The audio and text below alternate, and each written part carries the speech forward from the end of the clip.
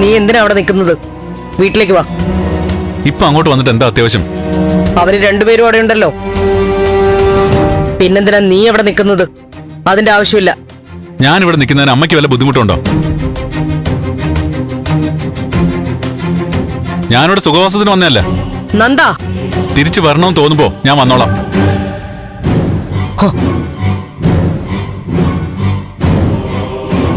മൂന്നു പേർക്കും കൂടി ഇവിടെ താമസിക്കാനുള്ള ബുദ്ധിമുട്ട് ഓർത്തിട്ടാവും അല്ലേ?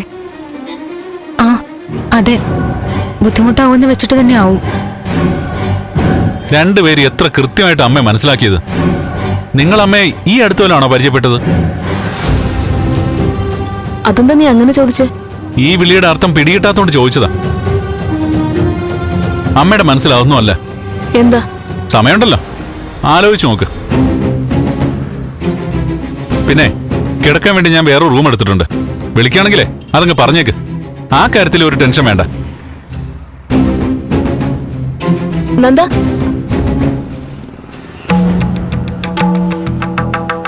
ചന്ദ്രോത്തുനിന്ന് പോന്നേ പിന്നെ നിന്നെ മീര വിളിച്ചോ?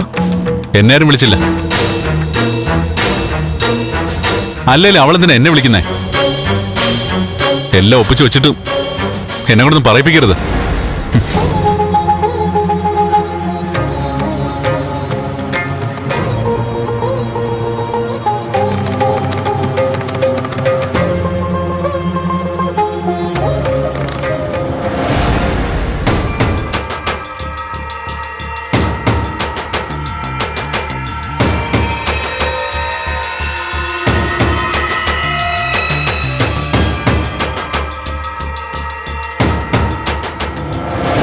സത്യം പറഞ്ഞ നിന്നെപ്പോലൊരു സ്മാർട്ടായ പെൺകുട്ടിയെ ഞാൻ എന്റെ ജീവിതത്തിലേ കണ്ടിട്ടില്ല.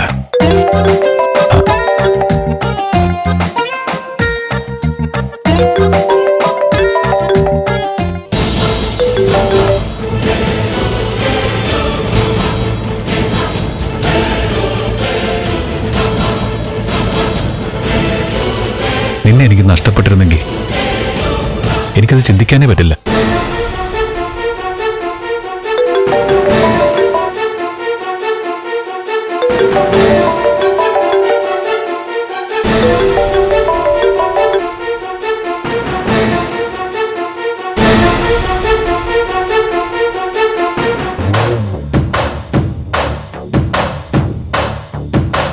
മീര, ഞാനൊരു ഡിസ്കഷനില്ല.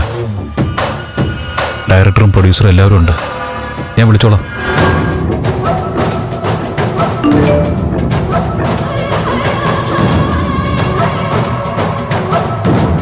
മീര, ഞാനൊരു ഡിസ്കഷനില്ല. ഡയറക്ടറും പ്രൊഡ്യൂസറും എല്ലാവരും ഉണ്ട്. ഞാൻ വിളിച്ചോളാം.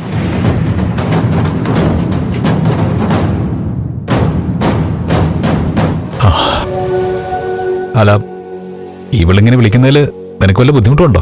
ഏയ്, എനിക്കൊന്നുമില്ല. നീ വേണമെങ്കിൽ അവളെ കെട്ടിക്കോ, ഐ ഡോണ്ട് കെയർ.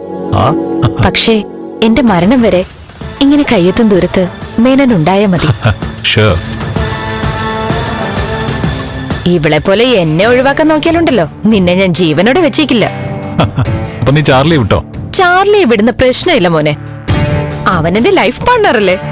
ജീവിച്ചു പോണെങ്കിൽ അവൻ കൂടെ വേണം. അല്ല, നമ്മുടെ റിലേഷൻ അവനറിഞ്ഞ പ്രശ്നമായില്ലേ? എന്തിന്? അവനത് മൈൻഡ് ചെയ്യത്തേ ഇല്ല. ഓ, അവൻ ഇങ്ങനെ ഒരു റിലേഷൻ ഉണ്ടെന്ന് അറിഞ്ഞാ ഞാനും ചോദിക്കാൻ പോകുന്നില്ല. കുറച്ചു കാലമല്ലേ നമുക്ക് ഈ യൗവനവും ചോരത്തിളപ്പും ഒക്കെ ഉണ്ടാവും. ആ സമയം മാക്സിമം എൻജോയ് ചെയ്തേക്കണം. അടിപൊളി. ഈ ലൈഫിനെ കുറിച്ചുള്ള എന്റെ കോൺസെപ്റ്റാണ് നീ ഇപ്പൊ പറഞ്ഞത്. നമ്മൾ ചേരും. ശരി, വാ നമുക്ക് ഫ്ലാറ്റിലേക്ക് പോവാം.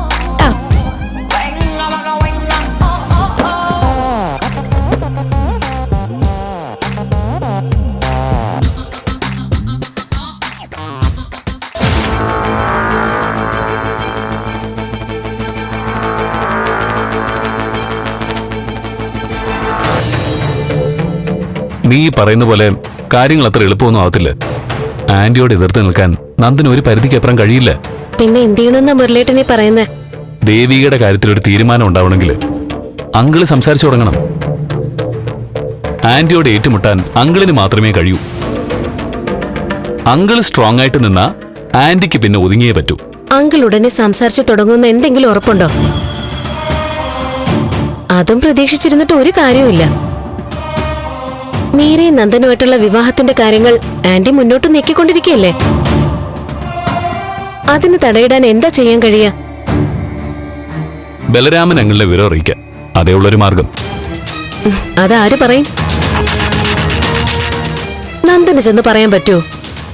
നന്ദൻ പോയി പറഞ്ഞ കൊന്നു കൊലവിളിക്കുമെന്ന് മുല്ലേട്ടനല്ലേ പറഞ്ഞത്? ഞാനുള്ള കാര്യമാ പറഞ്ഞത്. നമ്മൾ കാണുന്ന ആളൊന്നുമല്ല ബലരാമൻ. വളരെ അപകടം നിറഞ്ഞ മറ്റൊരു മുഖമുണ്ട് അയാൾക്ക്. ഇനിയിപ്പോ അങ്കിളിന് സംസാരശേഷി ഒരിക്കലും തിരിച്ചു കിട്ടിയില്ലെങ്കിൽ നമ്മൾ എന്ത് ചെയ്യും? അങ്ങനെയും നമ്മൾ ചിന്തിക്കണമല്ലോ. എന്റെ മനസ്സിൽ വേറൊരു പ്ലാനുണ്ട്. നന്ദനോട് കൂടി ആലോചിച്ചിട്ട് അങ്ങനൊരു നീക്കം വേണമെങ്കിൽ നടത്താം. എന്താ അത്?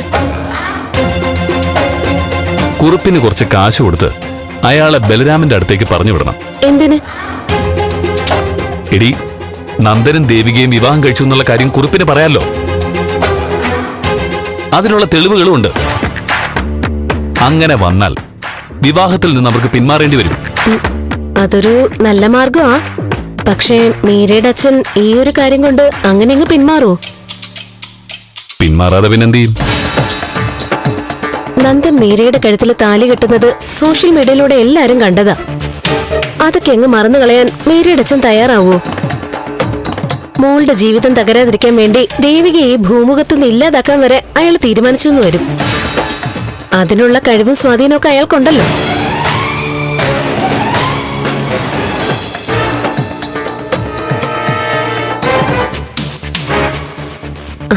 മുരളേട്ടാ, ദേ അമ്മ വരുന്നുണ്ട്.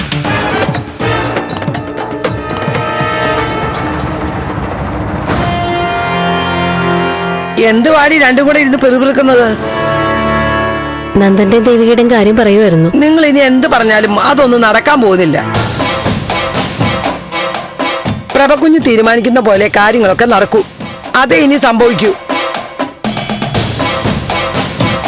ആ ഡോക്ടർ വന്നിട്ടുണ്ടായിരുന്നു.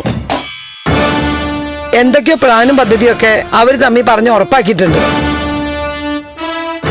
എന്താ അവര് സംസാരിച്ചത്? അതൊന്നും ഞാൻ കേട്ടില്ല. നന്ദമോന്റെ ദേവികയുടെ കാര്യം തന്നെ ആയിരിക്കുമല്ലോ അവർക്ക് പറയാനുള്ളത്. അത് നന്ദമോനും ദേവിക്കും ഗുണമുള്ള കാര്യമായിരിക്കില്ല, അതുറപ്പാ.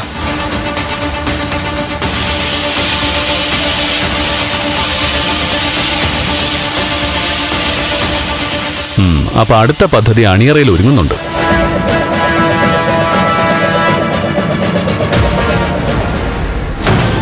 പ്രകാശ്, നീ എന്താ ഇങ്ങനെ? അന്ന് എസ്റ്റേറ്റിൽ വെച്ച് കണ്ടേ പിന്നെ നീ എന്നെ വല്ലാതെ അവോയ്ഡ് ചെയ്യുന്നു. ഞാൻ എപ്പോ വിളിച്ചാലും നീ ബിസിയാ. ഞാൻ എന്തുമാത്രം വിഷമിച്ചാ ഓരോ നിമിഷം തള്ളി നീക്കുന്നതെന്ന് നിനക്കറിയോ? മീര, നീ എന്തിനാ ഇങ്ങനെയൊക്കെ ടെൻഷൻ അടിക്കുന്നേ? ഞാൻ പറഞ്ഞതല്ലേ, അവരവരുടെ പ്ലാനുമായിട്ട് മുന്നോട്ട് പോയിക്കോട്ടെ. ആ ഫൈനലി എന്ത് സംഭവിക്കുന്ന നമ്മളല്ലേ തീരുമാനിക്കുന്നേ. എനിക്ക് നിന്നെ കാണണം. നീ ഇപ്പൊ എവിടെയാ? ഞാൻ അങ്ങോട്ട് വരാം. അത് ഞാനിപ്പോ ഫ്ലാറ്റിൽ എത്തിയതേ ഉള്ളൂ. മീര, എന്തായാലും ഇന്ന് പറ്റില്ല. ഞാൻ വല്ലാതെ ടയർഡാ. നമുക്ക് നാളെ കാണാം. ഞാൻ വിളിക്കാം. പ്രകാശ്, എനിക്ക് മനസ്സിലാവുന്നുണ്ട് നീ എന്നെ ഇഗ്നോർ ചെയ്യാണല്ലേ? ഏയ് അല്ല. ഞാൻ എന്ത് തെറ്റ് ചെയ്തിട്ടാ നീ എന്നോട് ഇങ്ങനെയൊക്കെ പെരുമാറുന്നേ? എന്താ മീര ഇത്? ഞാൻ എന്തിനാ അങ്ങനെ ചെയ്യുന്നത്? അവിടുന്ന് വന്നതിന് ശേഷം നിനക്ക് എന്നോട് വല്ലാത്ത അകൽച്ചയുണ്ട്. എനിക്കത് മനസ്സിലാവില്ല എന്ന് വിചാരിക്കരുത്. ശേ മീര, നീ എന്തൊക്കെയാ പറയുന്നത്? അതെങ്ങനെയാ സംഭവിച്ചെന്ന് എനിക്കറിയില്ലേ. പിന്നെ ഞാൻ എന്തിനാ നിന്നെ ഇഗ്നോർ ചെയ്യുന്നത്? നമ്മൾ അതിനു മുമ്പ് എങ്ങനെയായിരുന്നു അങ്ങനെ തന്നെ ഇപ്പോഴും. അതിനൊരു വ്യത്യാസവും വന്നിട്ടില്ല. നീ വെറുതെ ഓരോന്ന് ആലോചിച്ച് തലവുണ്ടാക്കാതെ കിടന്നുറങ്ങാൻ നോക്ക്. നമുക്ക് നാളെ കാണാം. Okay? Prakash, good night.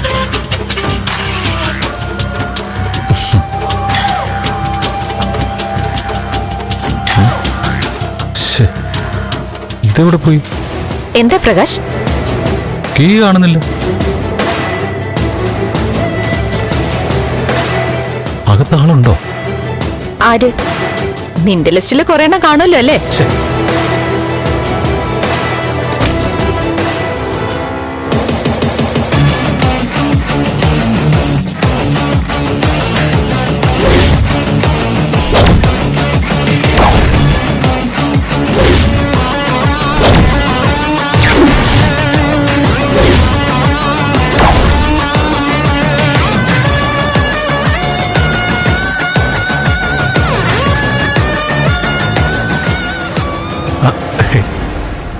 Key കാണാതായപ്പോഴും എനിക്ക് തോന്നി മീര അകത്തുണ്ടാവുന്നു.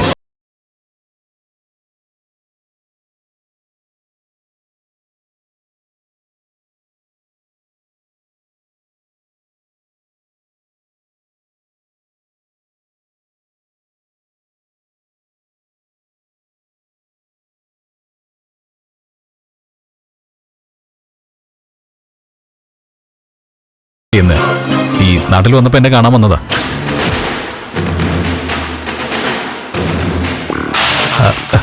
നികിത, ഇതിന്റെ ഗുഡ് ബൈ കേട്ടോ. നിന്റെ നാത്തൂനായിട്ട് വരണ്ടവള്. എപ്പിടി, എനിക്ക് പിടിച്ചോ? ആ സൂപ്പർ, എനിക്കിഷ്ടായി. പ്രകാശ്, ഒരു മിനിറ്റ്. ആ,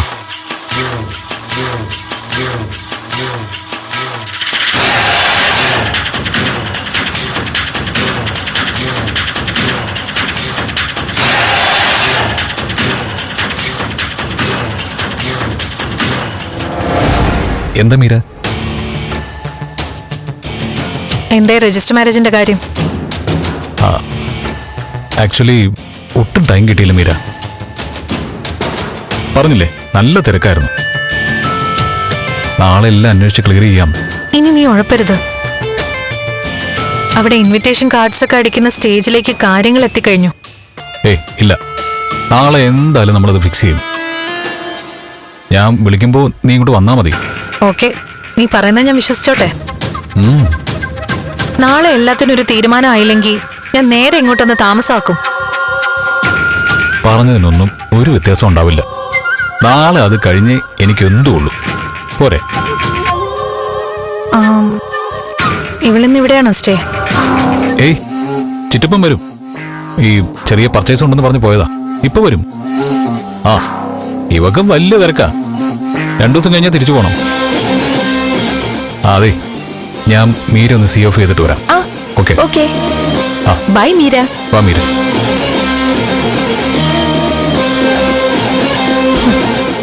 ഇവൻ അഭിനയത്തിന് അവാർഡുകൾ വാരി കൂട്ടും. എന്താ പെർഫോമൻസ്!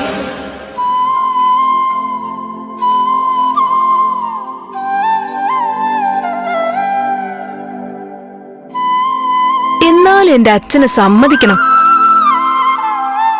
ഞാൻ എന്തെങ്കിലും കഴിക്കാൻ കൊടുത്താ അത് പറ്റില്ല. ദേവികയാണെങ്കിൽ ഡബിൾ ഓക്കെ. നാളെ മുതലേ ഞാൻ അച്ഛന് ഫുഡ് തരുന്നത്. ആഹാ, കണ്ടോ കണ്ടോ, നെറ്റി ചൊളിക്കുന്ന കണ്ടോ? എന്താ അച്ഛാ, ഞാനും അച്ഛന്റെ മോളല്ലേ, ഞാൻ തരുന്ന ഇഷ്ടല്ലേ? മോളാണെന്നുള്ള കാര്യമൊക്കെ ശരി തന്നെയാ. പക്ഷേ ഇത് പെണ്ണച്ഛനാ, ഞാൻ കൊടുത്താലേ കഴിക്കൂ. അല്ലേ അച്ഛാ? ഒരച്ഛനും മോളും.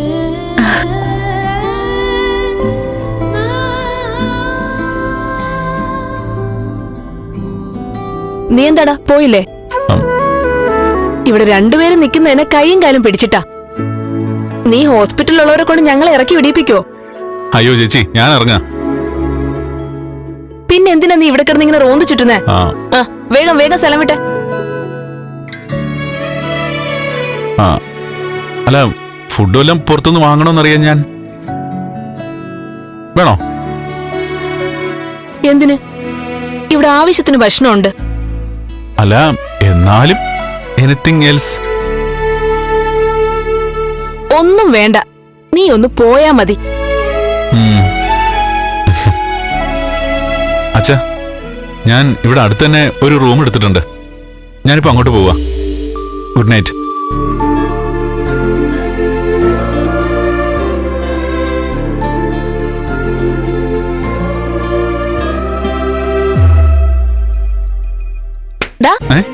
നീ ഒരു കാര്യം ചെയ്, റൂമിലേക്ക് വേണമെങ്കിൽ ഞാൻ പോവാം. അല്ല, അത് നിങ്ങൾ ഭാര്യയും ഭർത്താവും കൂടി ഇവിടെ നിന്നോ?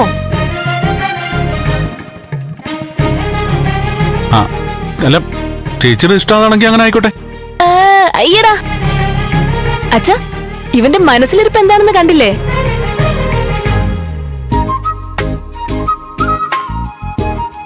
മോ വേഗം സ്ഥലം വിട്ടോ. ഇനി ഈ പരിസരത്ത് കണ്ടുപോകരുത്.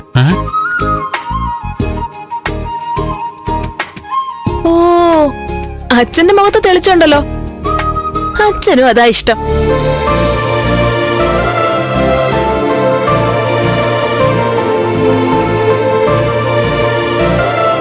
എന്നാലും അച്ഛനും മോനും കൂടി ഇത്രയും കാലം അഭിനയിച്ച് തകർത്തല്ലോ.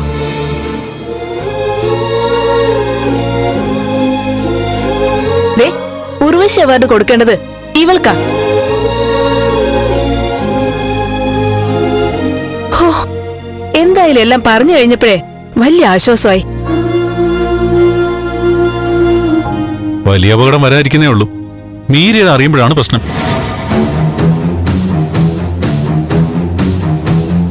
അവളെങ്ങനെ റിയാക്ട് ചെയ്യുമെന്ന് പറയാൻ പറ്റില്ല. ശരിയാ, മീര കരഞ്ഞ ബലരാമൻ അങ്കിളുടെ വിധം മാറും. ഈശ്വര, ഇനി ഇവിടെ എന്തൊക്കെയാണാവോ നടക്കാൻ പോകുന്നത്? എന്തായാലും ഇവിടെ വരെ എത്തിയില്ലേ, ഇനി വരുന്നിടത്ത് വെച്ച് കാണാം. എന്നാ ഞാൻ പോട്ടെ ചേച്ചി. Good night. Good night. നിന്ന് ലേലം വിളിക്കുന്ന കണ്ടില്ലേ? ഒരു ഗുഡ് നൈറ്റ് പറയേ. Nandu, good night.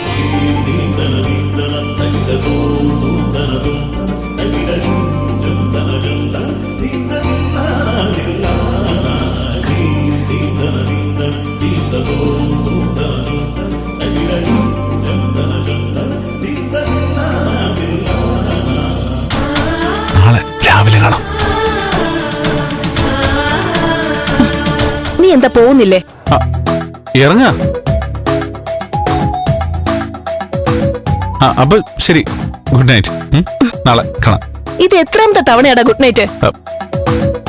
അല്ല, ഇറങ്ങി പോടാ. അല്ല ചേച്ചി, പോടാ. ഞാൻ എന്താ അവന്റെ കൂടെ റൂമിലേക്ക് പോണോ? ഒന്ന് പോയേച്ചി.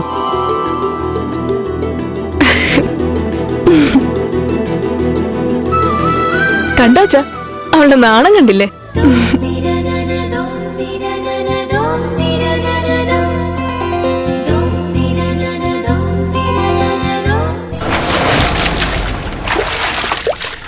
എന്റെ പൊന്നു മുരളേട്ടാ, എല്ലാ ദിവസവും ഈ ഓട്ടോ ഇങ്ങനെ കഴുകി വെളുപ്പിക്കണോ? എടി, എന്റെ ഒരു ദിവസം തുടങ്ങുന്ന എന്നെ ഇങ്ങനെയല്ലേ? നിനക്ക് ബുദ്ധിമുട്ടാണെങ്കിൽ സഹായിക്കണ്ടെന്നേ. അതുകൊണ്ടാണോ പറഞ്ഞത്? ആഴ്ചയിൽ ഒരിക്കൽ പോരെന്നാ ചോദിച്ചത്. എന്നും ഇവനെ ഇങ്ങനെ കുളിപ്പിച്ച് കുട്ടപ്പനായിട്ട് നിർത്തണം, അതെനിക്ക് നിർബന്ധം.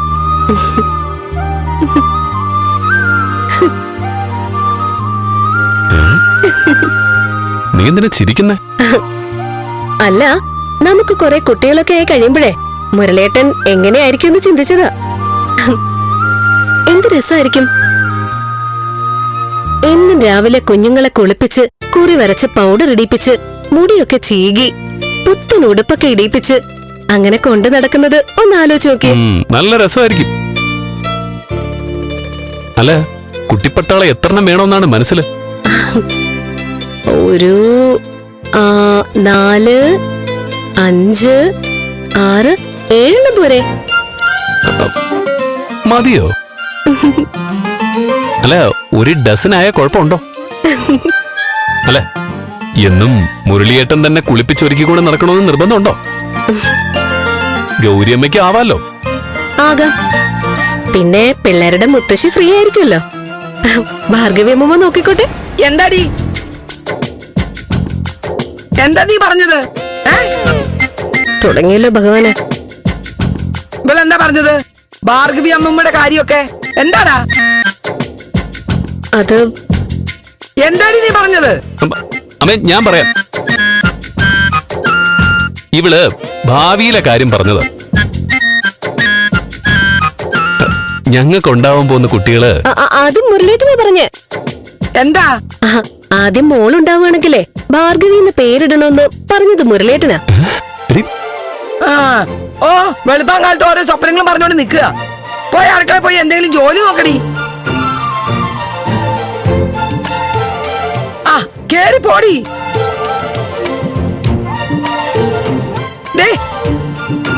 ആ മാധവേട്ടൻ ഇവിടെയൊന്നും കാണുന്നില്ലല്ലോ. നീ കണ്ടായിരുന്നോ? രാവിലെ എഴുന്നേറ്റ് നോക്കുമ്പോ ആളിവിടെ ഉണ്ടായിരുന്നില്ല. ഞാൻ ഈ പറമ്പ് മൊത്തം അരിച്ചു പറിക്കി നോക്കി, ആളെ കാണുന്നില്ല. എന്തു പറ്റിയാണാവോ ഈശ്വര? പേടിക്കണ്ട, അടുത്തെന്തെങ്കിലും ഏണി ഒപ്പിച്ചോണ്ട് വരും. നഷ്ടപരിഹാരം കൊടുക്കാൻ ഞാൻ ഓട്ടോ ഓടിച്ച് കാശുണ്ടാക്കുന്നുണ്ടല്ലോ. എടാ, എന്ത് ഏണി ഉണ്ടാക്കിയാലും മാധവേട്ടനൊന്നും പറയരുത്. ദേവികയുടെ അച്ഛനാ. ആ ഞാൻ പറഞ്ഞേക്കാം.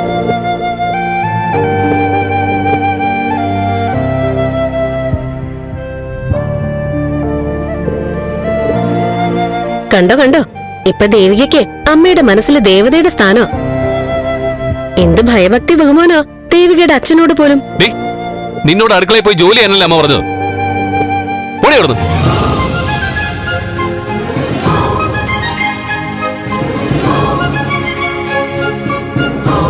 പിന്നെ മുരളേട്ടാ, മുരളേട്ടൻ ഇന്ന് ഹോസ്പിറ്റൽ വരെ ഒന്ന് പോണം. എന്താടി, അത്യാവശ്യമായിട്ട് ഹോസ്പിറ്റലിൽ പോയാൽ എനിക്ക് അസുഖമൊന്നുമില്ലല്ലോ. സിദ്ധാർത്ഥനങ്ങള് ഹോസ്പിറ്റലിൽ കിടപ്പുണ്ടല്ലോ, നന്ദനും അവിടെ ഉണ്ടാവും. അവന്റെ അച്ഛന്റെ അടുത്ത് അവൻ നിൽക്കുന്നതിന് എനിക്കെന്താ? നന്ദനെ കണ്ടൊന്ന് സംസാരിക്കണം, മനസ്സിലുള്ള പിണക്കങ്ങളൊക്കെ പറഞ്ഞു തീർക്കണം. ഇനി എനിക്കതിന് സൗകര്യമില്ല. നിങ്ങള് ആത്മാർത്ഥ സുഹൃത്തുക്കളല്ലേ ഇപ്പോഴും? ചട്ടിയും കലമൊക്കെ ആവുമ്പോ തട്ടിയും മുട്ടി ഇരിക്കുമെന്ന് പറയുന്ന പോലെ ഒറ്റ കൂട്ടുകാരാവുമ്പോ വഴക്കടിക്കും, അടികൂടും. അതൊക്കെ സാധാരണയാ.